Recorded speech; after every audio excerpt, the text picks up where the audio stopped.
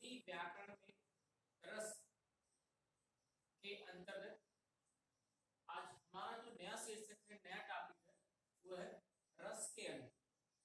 ठीक है, आज मैं आपके सामने जो नया शीर्षक लेकर के उपस्थित हुआ हूँ, रस के अंग। ठीक, रस के अंग, इसी को दूसरे शब्दों में उपांग भी कहते हैं, सोपांग भी कहते हैं, चरण भी कहते हैं और अवयव भी कहते हैं। क्लियर? रस के अंग को ही उपांग, सोपांग, चरण या अवयव नाम भी दिया गया है। कंपटीशन की परीक्षाओं में कभी कभी रस के अंग के विषय में पूछता है, रस के सोपांग के विषय में पूछता है, रस के अवयव के विषय में पूछता है, रस के चरण के विषय में पूछता है। यानी यदि कुछ भी पूछे, ठीक है, तो आप समझ लीजिए उसके पूछने का जो उद्देश्य है, ध्येय, वो रस के अंग के विषय में ही जानना चाहता है या आपसे प्रश्न करता है। ठीक, तो आज जो हमारा टॉपिक है रस के अंग, क्योंकि पिछली वीडियो में मैंने रस शब्द के अर्थ को, रस की परिभाषा को और रस के अंतर्गत विभिन्न तत्वों के विषय में आपको मैंने बताया। ठीक है, तो आज मैं आपको रस के अंतर्गत जो भी उसके अंग है उसके विषय में विचार करूंगा। ठीक है, और आपको बताऊंगा। तो रस के अंग की बात करें तो रस के ठीक है, रस के 4 अंग हैं। ठीक है, रस के कितने अंग हैं? रस के 4 अंग हैं। नंबर 1 विभाव, नंबर 2 अनुभाव, नंबर 3 संचारी भाव,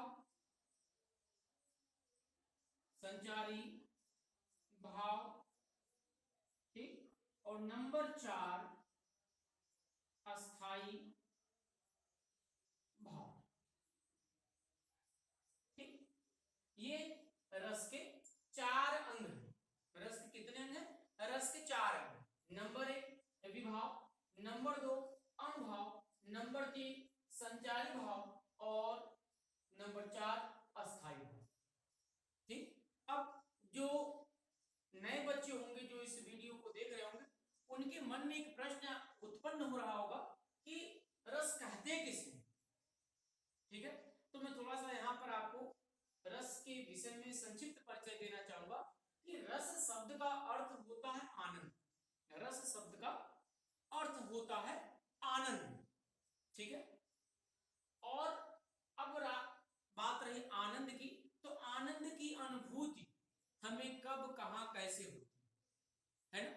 तो अब चूंकि मैं आपको हिंदी व्याकरण के अंतर्गत रस के विषय में बता रहा हूं, इसलिए व्याकरणिक रूप में मैं आपको बताऊंगा कि जब हम किसी घटना को देखते हैं, जब हम किसी घटना को देखते हैं, सुनते हैं, समझते हैं व पढ़ते हैं, और पढ़ने के पश्चात हमारे हृदय में जो आनंद के भाव उत्पन्न होते हैं, उसे ही रस कहते हैं।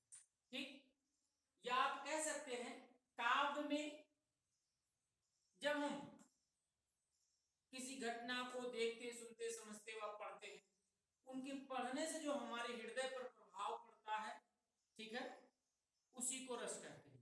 अब किसी घटना का प्रभाव हमारे ऊपर या हमारे हृदय पर, वो अच्छा भी पड़ सकता है और बुरा भी पड़ सकता है। तो प्रभावों के आधार पर, अर्थात रस का जो प्रभाव हमारे हृदय पर पड़ता है, उस प्रभाव के कारण ही रस जो है कई प्रकार के होते हैं। इसीलिए रसों के कई प्रकार हैं। ठीक, वो कितने हैं अभी मैं आगे चर्चा करूंगा। ठीक, तो हमारे कहने का यहाँ केवल बस इतना सा तात्पर्य है कि किसी भी घटना, वो घटना चाहे किसी सामाजिक परिप्रेक्ष्य में हो या किसी काव्य कृति में हो, या कभी कभी हम पढ़ते हैं कि जब हम किसी नाटक या कहानी को देखते हैं, सुनते हैं, पढ़ते हैं, तो देखने के पश्चात, सुनने के पश्चात, पढ़ने के पश्चात उस नाटक या कहानी का भाव जो हमारे हृदय पर पड़ता है, उसी भाव को क्या कहते हैं? रस कहते हैं। क्योंकि कहा गया कि रसते इति रसः, ठीक है, अर्थात जो संचलित हो, जो प्रवाहित हो, उसे ही रस कहते हैं। क्लियर? और आगे मैंने आपको बताया था, आगे मैं आपको बताना भी चाहूंगा कि रस के दो पक्ष हैं। कितने पक्ष हैं? रस के दो पक्ष हैं। नंबर 1 कृति और नंबर 2 पाठक। कृति मतलब जो किया गया, कृति मतलब जो किया गया, अर्थात रचना, ठीक है। और पाठक मतलब जो पढ़ने वाला हो या श्रोता कह सकते हो। बहुत अच्छी कृति होगी, पाठक या श्रोता नहीं होंगे तो कृति बेकार है। और पाठक सा हृदय पाठक या श्रोता होंगे, कृति नहीं है तो श्रोता का कोई अर्थ नहीं है, ठीक है। तो ये रस के दो पक्ष हैं। अगर कृतियां और रचनाकार या कृति और पाठक होंगे तभी रस की उत्पत्ति होगी, ठीक है।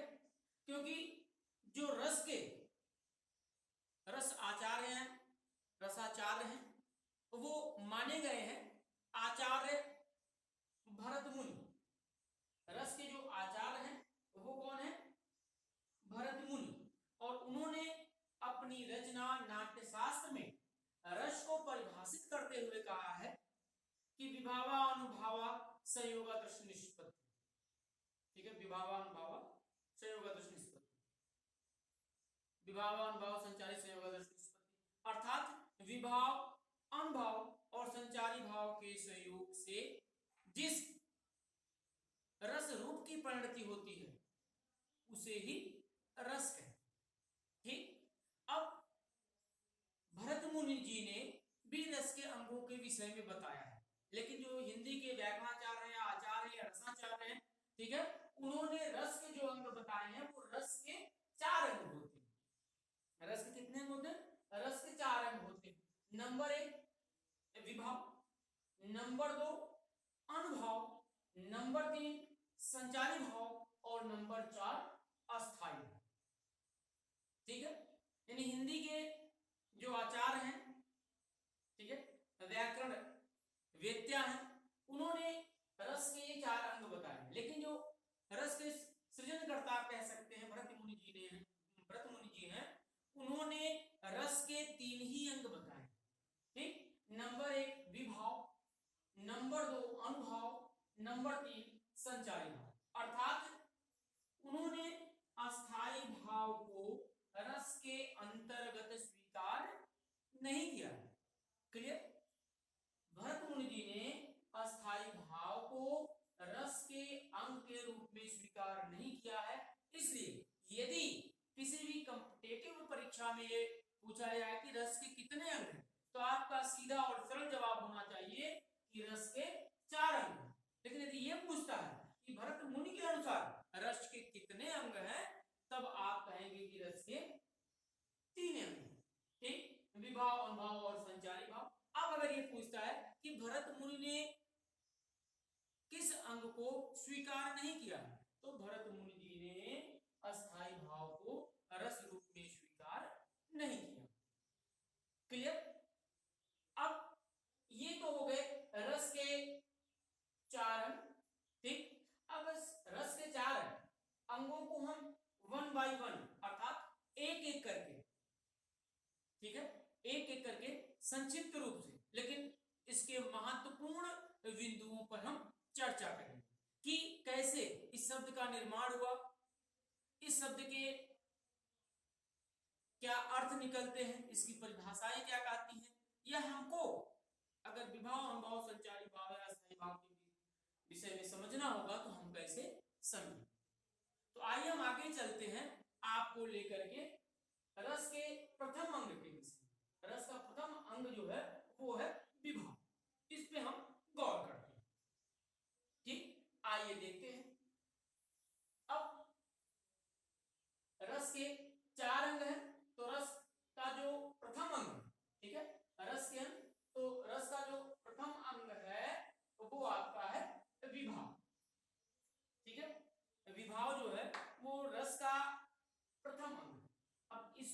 अगर देखेंगे और आप अगर देख पा रहे हैं, ठीक है, मेरी बातों को अगर आप समझने का प्रयास कर रहे हो, समझ रहे हो, तो आप अगर यहाँ देखें तो विभाव शब्द एक सार्थक शब्द जिसका कुछ अर्थ होता है, ठीक है। तो अगर आप गौर करें तो विभाव शब्द दो शब्दों से मिलकर बना है। किससे? दो शब्दों से मिलकर बना है। वी प्लस भाव। वी का अर्थ हो गया विशेष और भाव का अर्थ हो गया भावना। इस प्रकार से विभाव शब्द का शाब्दिक अर्थ हो गया विशेष भावना, ठीक है। अर्थात काव्य में जहां पर, ठीक है, नायक और नायिका के हृदय में विशेष भावना उत्पन्न होती है उसी को विभाव कहते हैं। क्लियर? या रस की उत्पत्ति का जो श्रोता है, ठीक है, जो स्रोत है, कह सकते हैं कि रस की उत्पत्ति का जो साधन है वो आपका विभाव। क्लियर? तो आइए आपके सामने आगे हम बढ़ते हैं कि विभाव शब्द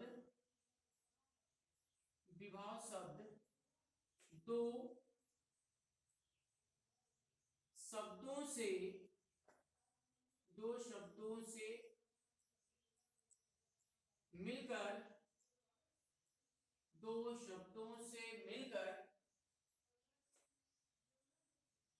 बना है, ठीक है। वी का अर्थ विशेष, वी का अर्थ विशेष तथा भाव का अर्थ भावना, ठीक। विभाव शब्द दो शब्दों से मिलकर बना है। वी अर्थात विशेष तथा भाव अर्थात भावना, ठीक। इस प्रकार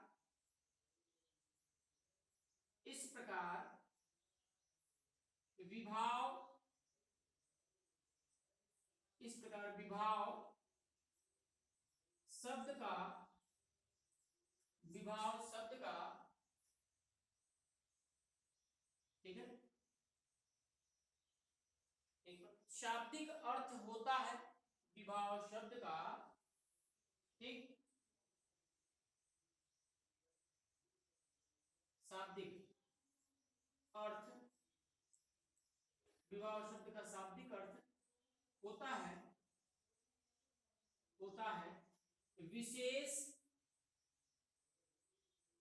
विशेष भावना, ठीक है, विशेष भावना। क्लियर? देखिए विभाव शब्द दो शब्दों से मिलकर बना है। वी ठीक, हाँ, वी का अर्थ है विशेष तथा भाव का अर्थ भावना। इस प्रकार विभाव शब्द का शाब्दिक अर्थ होता है विशेष भावना। क्लियर? अब हम इसकी डिफिनेशन पर गौर करेंगे। अर्थात तात्पर्य है, देखिए परिभाषा, डिफिनेशन, ठीक। परिभाषा क्या कहती है कि इस शब्द से ही हम इसकी परिभाषा को डिनोट करेंगे, ठीक है। कि तात्पर्य है, तात्पर्य यह है कि जिससे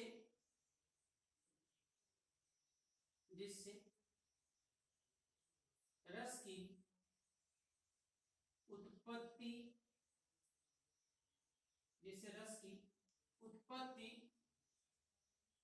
होती है, रस की उत्पत्ति होती है, उसे विभाव कहते हैं, विभाव कहते हैं। क्लियर? देखिए परिभाषा, तात्पर्य, किसका तात्पर्य? इस विशेष भावना, यानी विभाव शब्द वी प्लस भाव दो शब्दों से मिलकर बना है। वी का अर्थ विशेष, भाव का अर्थ भावना, अर्थात शाब्दिक अर्थ विशेष भावना। यानी उस शब्द का तात्पर्य है कि जिससे रस की उत्पत्ति होती है उसे ही विभाव कहते हैं। क्लियर? अब दूसरी डिफिनेशन भी इस रूप में हम व्यक्त कर सकते हैं कि देखिए कि दूसरी डिफिनेशन, ठीक, जो जो विशेष भावना, जो विशेष भावना हमारे हृदय में, हमारे हृदय में, हमारे हृदय में उत्पन्न, हमारे हृदय में उत्पन्न होती है, हमारे हृदय में उत्पन्न होती है उसे ही विभाव, उसे ही विभाव कहते हैं। क्लियर?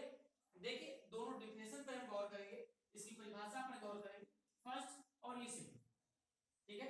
यानी विभाव शब्द का तात्पर्य है कि जिससे रस की उत्पत्ति या निष्पत्ति होती है उसे ही विभाव कहते हैं, या दूसरे शब्दों में कह सकते हैं कि जो विशेष भावना हमारे हृदय में, आप यहाँ भी कवि के रूप में कह सकते हैं कि जो विशेष भावना नायक और नायिका के हृदय में एक दूसरे के प्रति उत्पन्न होती है उसे ही विभाव कहते हैं। क्लियर? चलिए अब हम देखते हैं काव्य, जो काव्य शास्त्री हैं, ठीक है, काव्य शास्त्रियों ने विभाव के दो अंग बताए, ठीक है।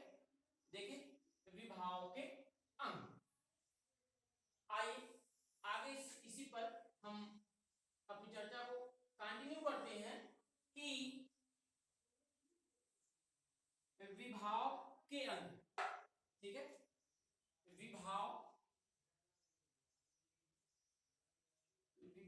के अंग या प्रकार भी कह सकते हैं इसको अंग, ठीक है। काव्य शास्त्रियों ने विभाव के, काव्य शास्त्रियों ने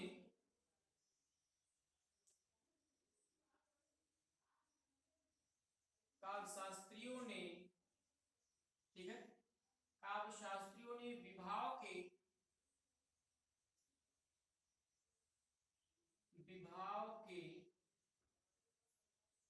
दो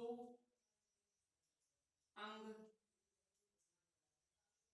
बताए हैं, ठीक है। काव्य शास्त्रियों ने विभाव के दो अंग बताए हैं।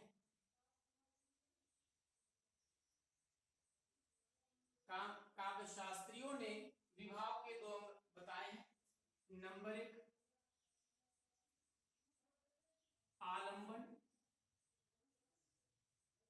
नंबर दो उद्दीपन, ठीक है। काव्य शास्त्रियों ने विभाव के कितने अंग बताए हैं? दो अंग बताए, नंबर एक आलंबन और नंबर दो उद्दीपन, ठीक है। आलंबन शब्द का अर्थ होता है सहारा, या फिर आप कह सकते हैं आधार, ठीक। आलंबन शब्द का अर्थ होता है सहारा या फिर आधार, ठीक है। अब आप कह सकते हैं कि जो रस का आधार है, जो रस का आधार है उसे ही आलंबन विभाव कहते हैं, ठीक। यहां देखिए इसकी डिफिनेशन यहीं आके हम कंटिन्यू करते हैं। रस के आधार, रस के आधार को ही, रस के आधार को ही आलंबन, ठीक है, आलंबन विभाव, आलंबन विभाव कहते हैं।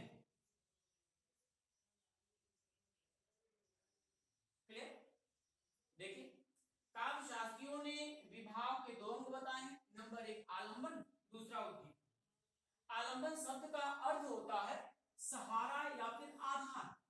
ठीक, अब इसी से इसकी परिभाषा निर्मित होती है कि रस के आधार को ही आलंबन विभाव कहते हैं। किसके आधार को? रस के आधार, रस के आधार को आलंबन विभाव कहते हैं। ठीक है, अब आलंबन विभाव के भी दो अंग हैं। ठीक, यहां कंटिन्यू पहले कर लेते हैं। ठीक, आलंबन विभाव,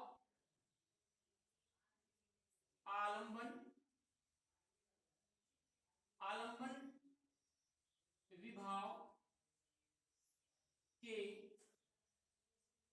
दो अंग या प्रकार भी कह सकते हैं, दो अंग हैं, अंग है। नंबर एक, ठीक है, नंबर एक विषय और नंबर दो आशय। ठीक, काफी हद तक बातें आपको समझ में आ रही होगी। आलंबन शब्द का अर्थ होता है सहारा या आधार, अर्थात इसका तात्पर्य रस के आधार को ही आलंबन विभाव कहते हैं। काव्यशास्त्रियों ने आलंबन विभाव के दो अंग बताए। ठीक, नंबर एक विषय और नंबर दो आशय। क्लियर? अब हम बात करते हैं विषय की। ठीक है, मान लीजिए कि कहीं पर नायक और नायिका दोनों उपस्थित हैं, नायक और नायिका दोनों उपस्थित हैं और नायिका को देखकर नायक उसकी तरफ रीझ जाता है। ठीक है, नायक और नायिका की उपस्थिति में यदि नायिका को देखकर नायक रीझ जाता है तो जो नायिका होगी वो विषय होगी और नायक जो होगा वो आश्रय होगा। क्लियर? इसी के ठीक विपरीत कि यदि नायिका नायक को देखकर रीझ जाती है, नायिका नायक को देखकर रीझ जाती है, तो जो नायक है वो यहां पर विषय हो जाएगा और आश्रय जो है वो नायिका हो जाएगी। क्लियर? ठीक, तो ये हो गया आलंबन विभाव। अब हमने आपको बताया था कि काव्यशास्त्रियों ने विभाव के दो अंग बताए, नंबर एक आलंबन और नंबर दो उद्दीपन। ठीक है, उद्दीपन शब्द का अर्थ होता है उद्दीप्त करना, अर्थात बढ़ाना। क्लियर? क्या होगा? बढ़ाना। ये ठीक, काव्यशास्त्रियों ने विभाव के दो अंग बताए, नंबर एक आलंबन और दूसरा उद्दीपन। जिस प्रकार से यहाँ आलंबन शब्द का अर्थ हो गया सहारा या आधार, उसी तरह से उद्दीपन भी एक सार्थक शब्द है और इसका अर्थ होता है बढ़ाना। ठीक है, अब इसकी डिफिनेशन भी इसी से बनी। क्या? इसका तात्पर्य है कि जहां पर नायक और नायिका दोनों उपस्थित होते हैं और ऐसी परिस्थितियां, ऐसी स्थितियां या ऐसी कंडीशन जो दोनों के भावों को उद्दीप्त कर दे, जो दोनों के भावों को बढ़ा दे, उसे ही उद्दीपन विभाव कहते हैं। क्लियर होगा? है ना? उद्दीपन विभाव किसे कहते हैं? उद्दीपन शब्द का हमने आपको क्या अर्थ बताया कि बढ़ाना। ठीक है, उद्दीपन शब्द का अर्थ होता है उद्दीप्त करना या बढ़ाना, अर्थात जो भाव, ठीक है, इसकी डिफिनेशन हो जाएगी जो भाव नायक नायिका के, जो भाव नायक नायिका के भावों को, ठीक है, जो भाव नायक नायिका के भाव को, ठीक है, जो भाव, बल्कि भाव की बजाय आप ये भी कह सकते हैं स्थितियां, कंडीशन। ठीक, भाव की जगह पर आप स्थितियां कर ले तो और बेटर हो जाएगा।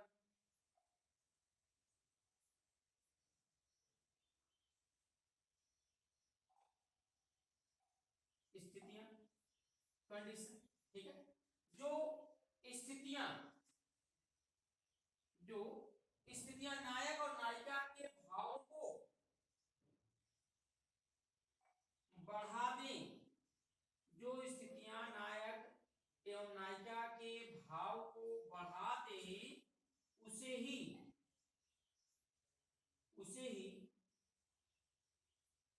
उद्दीपन विभाव कहते हैं। ठीक, उसे ही उद्दीपन विभाव कहते हैं। क्लियर? काफी हद तक आपको बातें समझ में आ गई होगी। रिपीट करना चाहूंगा कि विभाव के अंक, काव्यशास्त्रियों ने विभाव के दो अंक बताए।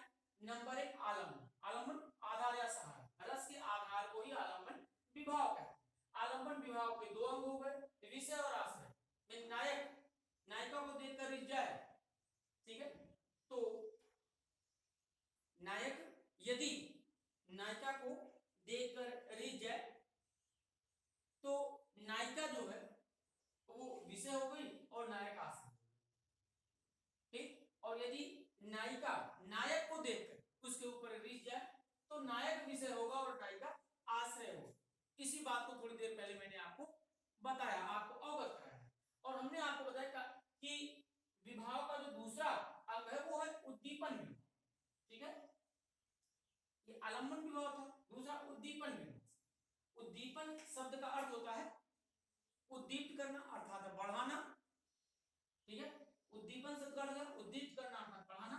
जो स्थितियां, परिस्थितियां, कंडीशन, जो स्थितियां नायक नायिका के भाव को बढ़ा दें, उसे ही उद्दीपन विभाव कहते हैं। क्लियर? तो ये तो हो गया विभाव के अंग। ठीक है, तो अभी आपने पढ़ा विभाव और विभाव के अंग, और विभाव के अंग के अंतर्गत आलंबन विभाव, इसके अंतर्गत विषय और आश्रय, और दूसरा उद्दीपन विभाव। ठीक है, ये तो हो गया रस का प्रथम अंग। ये क्या हो गया? रस का प्रथम अंग। अब हम बात करते हैं रस के दूसरे अंग। ठीक है, रस के दूसरे अंग। तो अभी मैंने आपको रस के जो चार अंग बताए थे उसमें आपने पहला क्या पढ़ा? विभाव। और इसका दूसरा जो अंग है वो क्या है बताइए? रस का जो दूसरा अंग है वो है अनुभाव। ठीक है, रस का दूसरा अंग, रस का दूसरा जो अंग है वो हो गया अनुभाव। रस का दूसरा अंग है अनुभाव। ठीक, अब विभाव की ही भांति अनुभाव को भी हम शब्दगत अर्थों के अनुरूप ही समझेंगे। ठीक है, अनुभाव अगर आप देखें तो अनुभाव शब्द भी दो शब्दों से मिलकर बना हुआ है। ठीक है, अनुभाव शब्द, अनुभाव शब्द दो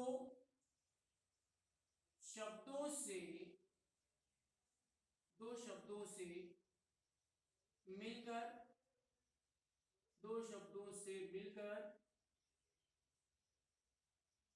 बना है। ठीक है, दो शब्दों से मिलकर बना है। अनु प्लस भाव। ठीक, अनु का अर्थ, अनु का अर्थ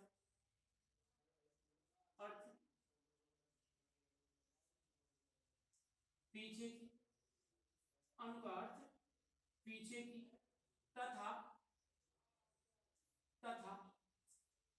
भाव का अर्थ, तथा भाव का अर्थ है भावना।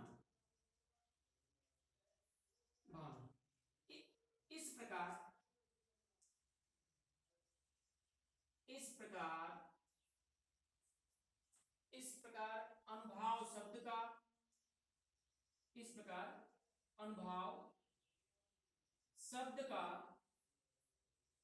का शाब्दिक अर्थ है, अनुभाव शब्द का शाब्दिक अर्थ है, ठीक है, पीछे की भावना, पीछे की भावना। क्लियर? काफी हद तक बातें आपको अब धीरे धीरे समझ में आने लगी होंगी। ठीक है, देखिए हमने आपको क्या बताया कि जिस प्रकार से विभाव शब्द के शब्दगत अर्थों को मैंने आपके समक्ष पेश किया, ठीक उसी तरह से अनुभाव शब्द भी दो शब्दों से मिलकर बना है। अनुभाव शब्द भी दो शब्दों से मिलकर बना है, अनु प्लस भाव। देखिए यहां पर अनु प्लस भाव, ठीक। अनु शब्द का अर्थ है पीछे की, तथा भाव शब्द का अर्थ है भावना। इस प्रकार कह सकते हैं आप कि अनुभाव शब्द का शाब्दिक अर्थ है पीछे की भावना। अब आपके मन में ये तत्काल या तुरंत ही विचार उत्पन्न हुआ होगा कि किसके पीछे की भावना? पीछे की भावना तो है, लेकिन किसके पीछे की भावना? ठीक, तो अभी जो आपने पढ़ा, अर्थात ऐसी भावना जो विभाव के बाद हमारे हृदय में उत्पन्न होती है, ऐसी भावना जो विभाव के बाद हमारे हृदय में उत्पन्न होती है, उसे ही हम अनुभाव कहते हैं। ऐसी भावना जो विभाव के बाद हमारे हृदय में उत्पन्न होती है, उसे ही हम अनुभाव कहते हैं। ठीक, देखिए इसकी डिफिनेशन, परिभाषा इसकी क्या कहती है कि जो भावना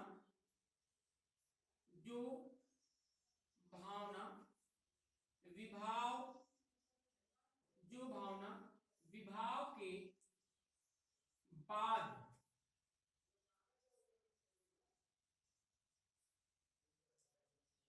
ठीक, देखिए परिभाषा, जो भावना विभाव के बाद हमारे हृदय में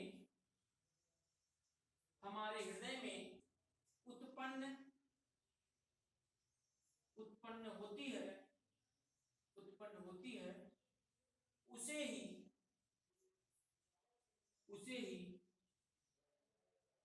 अनुभाव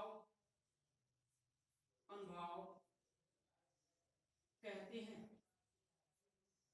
उसे ही अनुभाव कहते हैं। क्लियर? देखते हैं, रिपीट करते हैं कि जो भावना है ना, अनुभाव शब्द दो शब्द से बना है, अनु प्लस भाव, अनु का अर्थ पीछे और भाव का अर्थ भावना, अर्थात अनुभाव शब्द का शाब्दिक हो गया पीछे की भावना।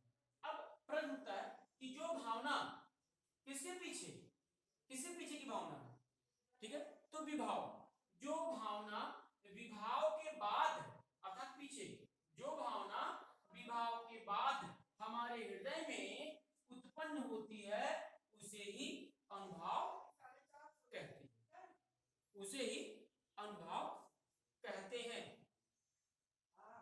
क्लियर? अब अनुभाव के भी काव्य शास्त्रियों ने भेद बताए हैं। ठीक है, अनुभाव के भी काव्य शास्त्रियों ने भेद बताए हैं। तो अनुभाव के कितने भेद हैं, कितने प्रकार हैं, कितने अंग हैं? तो अनुभाव के 4 भेद हैं, 4 प्रकार हैं। ठीक, आइए उसको भी देखते हैं। क्लियर? देखिए कैसे या कौन कौन से हैं, उस पे हम 1 बाय 1 एक एक करके आपके समक्ष पेश करेंगे। आप उसको बिल्कुल इत्मीनान से, ध्यान से पढ़ेंगे, समझेंगे और अपनी कमियों को दूर करेंगे। ठीक है, अनुभाव काव्य शास्त्रियों ने अनुभाव के 4 भेद किए हैं। ठीक है, काव्य शास्त्रियों ने अनुभाव के 4 भेद किए हैं। ठीक है, या अनुभाव के 4 भेद हैं, आप ऐसे भी कह सकते हैं। ठीक, अनुभाव के कितने वेद हैं? काव्यशास्त्रियों ने अनुभाव के 4 वेद बताए हैं, अर्थात अनुभाव के 4 वेद हैं। नंबर 1 कायिक अनुभाव,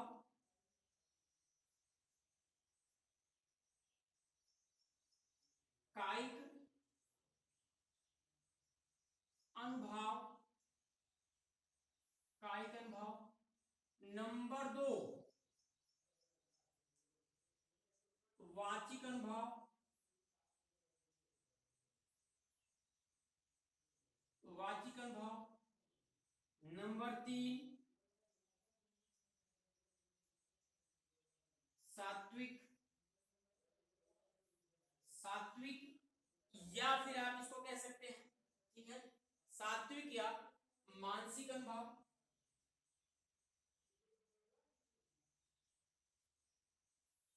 मानसिक अनुभाव। और नंबर 4 आहार्य, आहार्य अनुभाव। क्लियर, आहार्य अनुभाव। ठीक, आगे देखते हैं।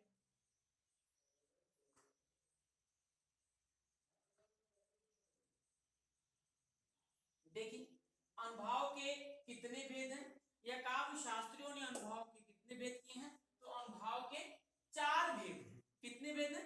4 भेद। कौन कौन से?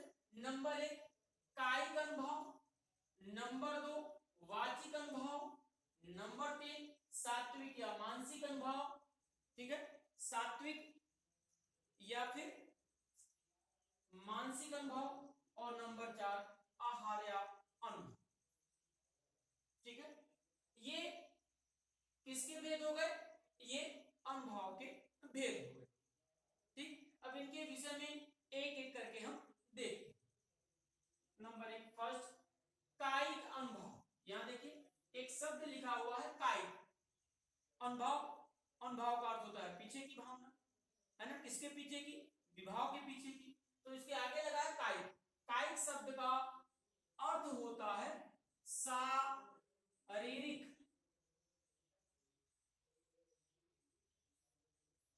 शारीरिक। ठीक है, कायिक शब्द का अर्थ होता है शारीरिक, अर्थात जहां पर नायक और नायिका है। ठीक है, कायिक अनुभव किसे कहते हैं? यानी जहां पर नायक और नायिकाएं, जहां पर नायक और नायिका, आप ऐसे भी कह सकते हैं कि जहां पर नायक और नायिका एक दूसरे को अपनी ओर आकर्षित करने के लिए शारीरिक चेष्टाएं करते हैं। जहां पर नायक और नायिका एक दूसरे को अपनी ओर आकर्षित करने के लिए शारीरिक चेष्टाएं करते हैं, वहां पर कायिक अनुभव होता है।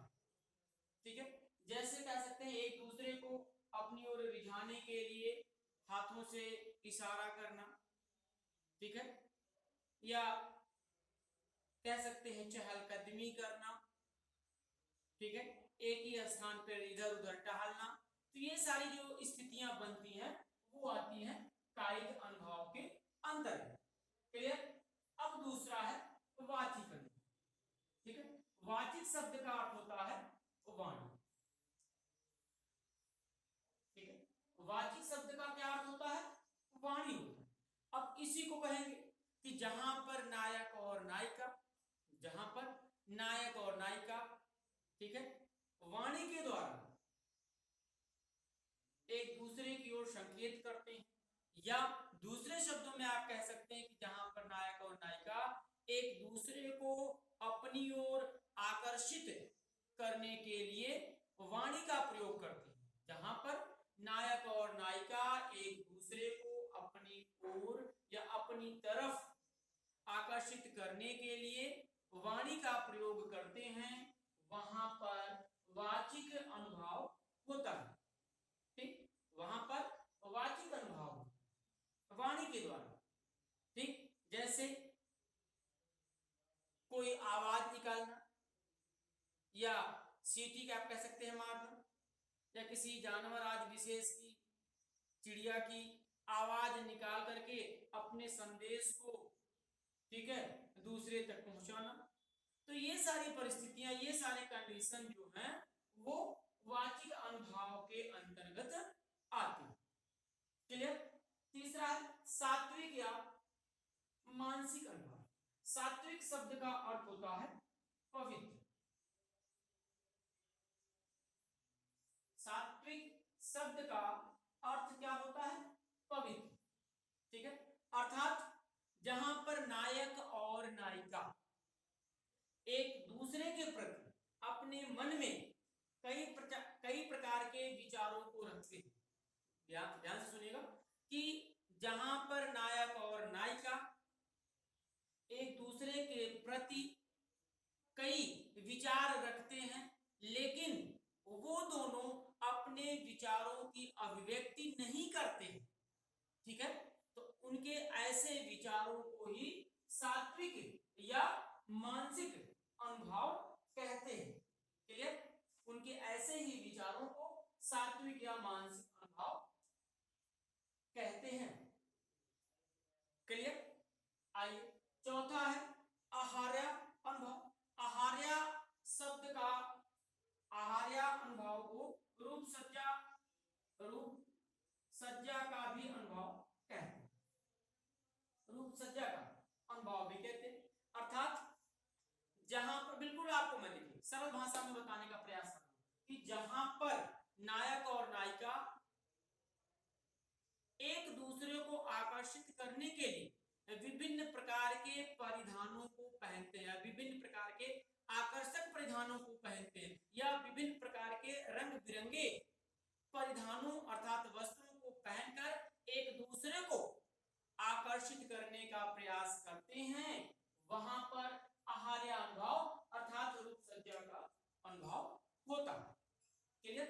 जहां पर नायक और नायिका अपने परिधान अर्थात अपने रंग बिरंगे चमकीले वस्त्रों के द्वारा एक दूसरे का अपनी ओर ध्यान आकर्षित करते हैं, ठीक है, तो ऐसी स्थिति में वहां पर आहार्य अनुभव अर्थात रूप सज्जा का अनुभव होता है।